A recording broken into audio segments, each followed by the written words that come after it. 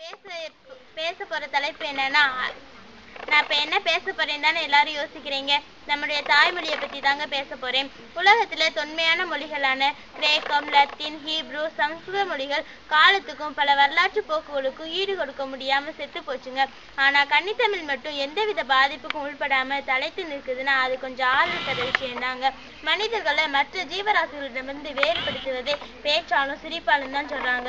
ஆனா அந்த ஆதிகால மனிதர்கள் குகையில வாழ்ந்தப்ப வெறும் சப்தங்கள் மூலமா ஆ ஈ ஊன்னு தன்னுடைய உணர்ச்சிகளை வெளிப்படுத்தினாங்க. அந்த சப்தங்கள் காலப்போக்குல மொழியா வளர்ச்சி அடைஞ்சிச்சு. மொழிங்கிறது கலாச்சாரத்தை ஊக்குவிக்கிறதுக்கு அடையாளமா கருதப்படுறதுனாலதான் அந்த மொழியோட தனித்தன்மையை பாதுகாக்கிறதுக்காக போராட்டங்கள் நடைபெறுவதை நம்ம பார்க்கின்றோம். அழிந்துவிடும் மொழிகள் பற்றி 2009 யுனெஸ்கோ வெளியிட்டுள்ள வரைபடத்துல சுமார் 2473 மொழிகள் அழிவின் எல்லையில் உள்ளன என்றும் வாழ்க்கை முறைகளை மறக்கும் போது கலாச்சாரமும் மறைய தொடங்குது. அப்போது அதுக்கு கருதப்படும் மொழி மட்டும் எப்படி நீடித்து நிலைக்கும்? உலகத்துல கிட்டத்தட்ட 7000 மொழிகள் வழக்கத்தில் உள்ளதாக ஆய்வாளர்கள் சொல்றாங்க. உலகத்துல வழக்கத்தில் உள்ள மொழிகள்ல 90 விழுக்காடு இந்த நூற்றாண்டுல இல்லாம போயிரும்னு அச்சம் தெரிவிக்கப்பட்டிருக்கு. 11 நாட்களுக்கு ஒரு முறை ஒரு மொழி புழக்கத்திலிருந்து அழிந்து விடுது. பிப்ரவரி 21ஆம் நாள் பன்னாட்டு தாய்மொழி தினமா அறிவிக்கப்பட்டாலும் அந்த தாய்மொழியோட தனித்தன்மையை பாதுகாக்கிற சிந்தனை உலக அளவுல இல்லாம போயிருச்சுங்க.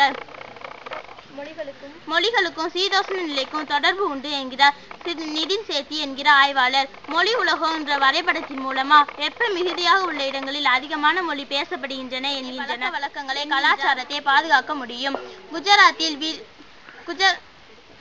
பூர்வக்குடி இன மக்கள் பேசுகின்ற மொழிதான் படிப்படியாக அழிந்து வருகின்றன என்றும் நகர்ப்புற வளர்ச்சி உலகமயமாக்கல்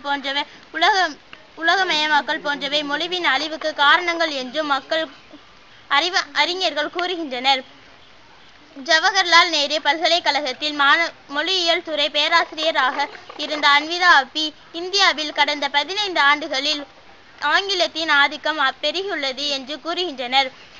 ஒரு குறிப்பிட்ட மொழி ஆதிக்கம் செய்வதன் மூலமாக காலமாக பேசப்பட்டு வந்த மொழிகள் மறைவதை பற்றி திரு டோவ் கூறுகையில், ஒரு மொழியின் மரணம் என்பதை என்னால் ஏற்றுக்கொள்ள முடியாது.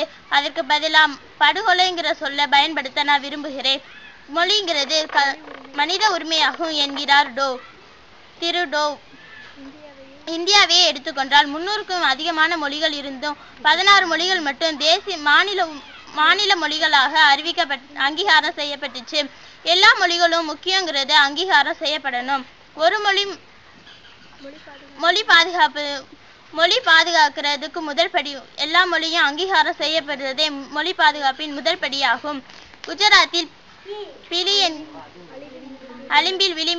அழிவின் விளிம்பில் உள்ள பிலி என்கிற மொழியை பாதுகாத்து வந்த காஞ்சி படேல் கூறுவது என்னன்னா, மொழியை பாதுகாக்கணும்னா அந்த மொழியை முதல்ல பயிற்றுவிக்கணும்.